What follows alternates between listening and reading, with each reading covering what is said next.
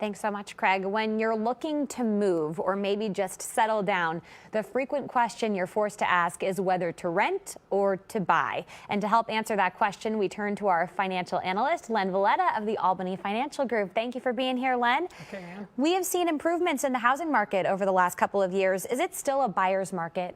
Well, it really depends on where you're looking. If we're talking about this area, I think if you're looking up in Saratoga, it's probably not such a buyer's market.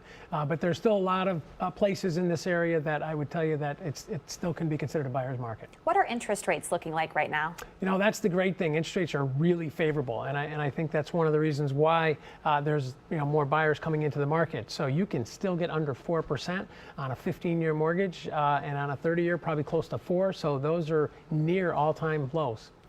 Something unique about the Capital Region, we have a lot of retirees here, some looking to get out of Dodge when it's cold. Sure. And maybe get down to Florida or the southern states. Is it good for them to rent or buy when they're looking for a second home? Right. And there's a lot of pros and cons. What I usually try to tell people is if you're not sure, I would always rent first. Make sure you like the area and that everything about it is appealing to you. But then it comes down to obviously the financial aspect of it, the rent cost versus the cost to buy either a condo or a home, and then you get the personal aspect of it. A lot of people like having their stuff down there. You don't have any deadline when you have to leave and so forth. A lot more flexibility when you own versus when you rent.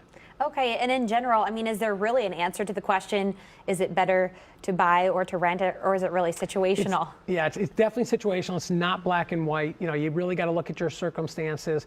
In the long run, we like to say that ownership has benefits, right? You've got appreciation, you've got tax benefits and so forth, but homes can be money pits. So, especially for younger people, I would say, make sure you're ready before you go out and buy a home. But again, for retirees, you got to look at the personal versus the financial aspect.